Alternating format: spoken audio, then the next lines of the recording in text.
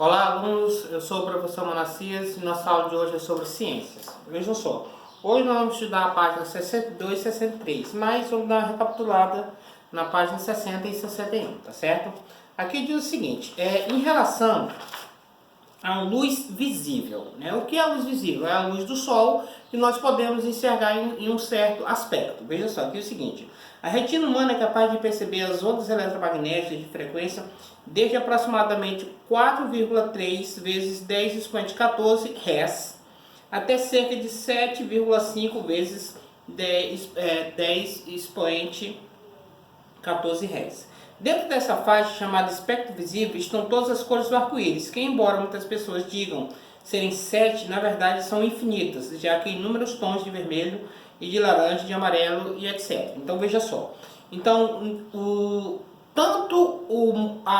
o que nós podemos ouvir com o que nós podemos enxergar está em uma certa frequência. Então aquilo que a gente não vê, então não está na nossa frequência visual. Aquilo que a gente não ouve não está na nossa frequência auditiva, né? Então, mas não deixam de existir por causa disso. Em relação às cores do arco-íris, nós temos 7 cores, né? Que é o vermelho, laranja, amarelo, verde, o ciano, que é um azul bem claro, o azul propriamente dito e o violeta, né? Essas são as 7 cores do arco-íris, as quais nós podemos perceber quando, por exemplo, após uma chuva, as partículas de gotículas do ar fazem com que apareça o arco-íris. Mas aquelas 7 cores, elas estão presentes na luz, né? No dia normal nós não podemos observar. Mas aquelas 7 cores são apenas o que a gente pode ver, né? Mas existe uma infinidade de tons de vermelho, uma infinidade de tons de amarelo e assim, de todas as cores. Vários tons diferentes aos quais nós não podemos perceber a diferença, né?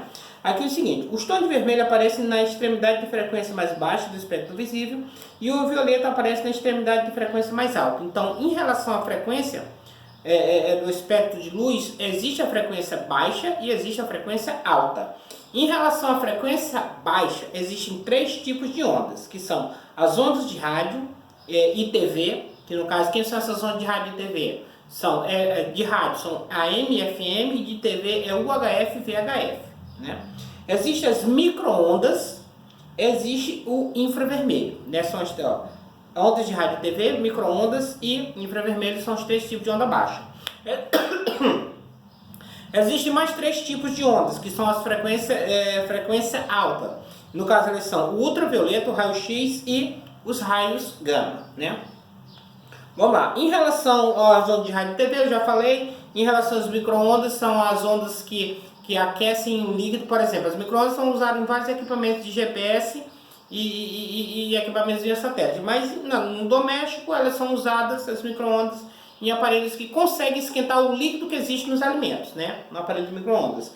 Já o infravermelho, em equipamentos eletrônicos, ela é utilizada na questão, por exemplo, de controles remotos ou na questão do próprio raio laser, né? Que é uma luz produzida por ele, uma luz avermelhada. Mas em geral aqui diz o seguinte, o infravermelho significa abaixo do vermelho. Esse nome indica que a frequência de ondas não percebidas pelo olho humano é inferior à frequência do vermelho. Aí diz o seguinte, o infravermelho é o responsável, por exemplo, por boa parte do transporte de calor de uma fogueira até as pessoas ao seu redor. Da chama de um forno até o alimento que ele está assando e de um ferro de passar roupa em funcionamento até quem o está utilizando. Então o que, é que a gente pode perceber? Se o micro-ondas ele aquece os líquidos que existem no alimento, o infravermelho ele aquece o oxigênio que existe em toda parte. Então por isso quando você chega perto de um objeto que ele está quente, ali não é o micro-ondas, ali são as ondas infravermelhas que aqueceram o ar à sua volta, o oxigênio à sua volta. Temos a questão do ultravioleta, né? Lembrando, micro-ondas, ondas de rádio e TV, micro-ondas de infravermelho, baixa frequência. Agora vamos falar das de alta frequência. No caso seria a primeira, ultravioleta. Quer dizer acima do violeta. Tal nome indica que a frequência dessas ondas eletromagnéticas, que podem não ser percebidas a olho nu, é superior à frequência da luz violeta. O Sol envia para a Terra, juntamente com a luz visível, ondas eletromagnéticas de outras frequências, como o infravermelho e o ultravioleta, da metade das ultravioletas provenientes do Sol que chegam na Terra é absorvido pelo gás ozônio presente numa camada atmosférica situada a cerca de 20 a 30 km de altitude, conhecida como camada de ozônio. Então, todos os tipos de ondas que a gente conhece, elas vêm provenientes da luz do Sol. Mas a ultravioleta, ela é o que provoca as queimaduras do Sol. Por exemplo, você vai para um banho, aí você queima a sua pele, foram os raios ultravioletas, as ondas ultravioletas que queimaram a sua pele. Mas essas ondas ultravioletas elas nem entram completamente no planeta. Mais da metade delas ficam presas na camada de ozônio, que é a camada de ozônio, essa camada azul que a gente vê durante o dia, né? Aí diz o seguinte: essa absorção é fundamental, pois o ultravioleta oferece consideráveis riscos a muitos organismos. No ser humano, por exemplo, a exposição prolongada ao ultravioleta pode provocar, entre outros problemas, o câncer de pele e a catarata, distúrbio que deixa a lente do olho esbranquiçada, né? Então, vários problemas relacionados a queimaduras são relacionados à ultravioleta. Em relação aos raios-x, os raios-x foram descobertos em 1895 pelo físico alemão Wilhelm Conrad Röntgen, ao trabalhar com um aparelho que produzia descargas elétricas em gases a baixa pressão. O próprio descobridor verificou que os diferentes tecidos do corpo humano são atravessados de modo desigual pelo raio-x. Isso conduziu a uma aplicação prática na medicina, as radiografias. Então, basicamente, os raios-x são utilizados na radiografia, na medicina. A radiografia é uma imagem produzida em um filme fotográfico por raio-x que ultrapassaram o corpo humano. Os ossos absorvem os raios-x muito melhor do que outros órgãos, o que faz com que apareçam como regiões claras no filme, após esse ser revelado. Os músculos, ao contrário, permitem boa passagem dos raios-x, e estes chegam ao filme, produzindo as regiões mais escuras vistas após a revelação, né? Então, através do raio-x, a gente consegue perceber fraturas ou rompimentos e outros detalhes relacionados ao corpo humano.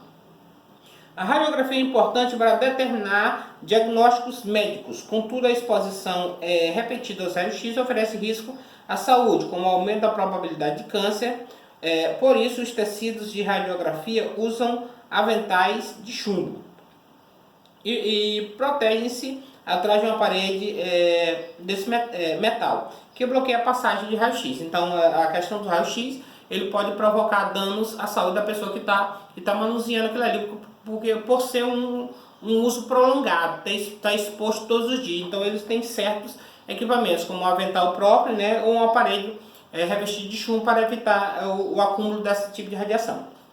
Raios gama. Os raios gama possuem frequência superior ao raio-x e são ainda mais penetrantes e perigosos. Eles são produzidos por alguns materiais radioativos. Nas explosões nucleares são emitidas enormes doses de raios gama. Nas usinas nucleares, processos envolvendo o núcleo dos átomos também produzem esses raios. Neste caso, a radiação é retida por blindagens especialmente construídas para isso.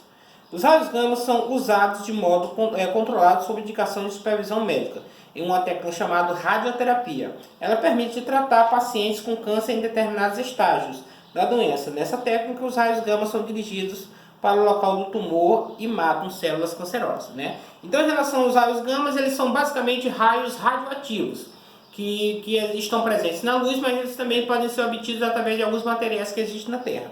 Em relação à medicina, os raios gama são utilizados numa técnica chamada radioterapia, onde é utilizado para matar o câncer, né? Que às vezes está consumindo algum órgão ou parte do corpo, tá certo? Vamos dar uma analisada agora na nossa atividade. Ela tem 10 questões, mas elas são muito simples. Veja, primeira questão: em qual frequência podemos perceber as ondas eletromagnéticas, espectros de luz visível? Então tem aquela frequência, o número de frequência onde a gente vai, o mínimo e a máxima onde a gente vai conseguir visualizar alguma coisa, ver alguma coisa. Segunda questão: quais os dois tipos de frequência de espectro visível? Essa está fácil, né? Tem uma frequência para cima e outra frequência para baixo, mas lá tem um nome específico. Terceira questão: quais os três tipos de ondas da baixa frequência de espectro visível? É o que eu vou dar até uma dica para vocês. A resposta da terceira está na quarta, na quinta e na sexta. Os três tipos de ondas estão especificados aqui nessas três questões, tá? Quarta questão: quais são os 4 tipos de ondas de rádio e TV, né? Os dois tipos, no caso quando eu digo 4, são 2 que pertencem aos rádios e 2 que pertencem às TVs. E no caso eles estão na página, qualquer dúvida estão na página 60 e 61. Quinta questão, o que as micro-ondas aquecem? Né? Eu deixei isso bem claro. E sexta, o que as ondas infravermelhas aquecem? Então tem a diferença. Essa aqui, as micro-ondas aquecem um líquido específico e essa aqui um gás, as infravermelhas um gás específico. Sétima, quais são as três ondas de alta frequência do espectro visível? Então a resposta 7 está na 8, na 9 e na 10. Se você analisar direitinho, as três respostas da sétima estão aqui.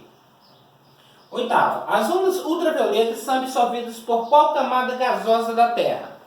Moleza.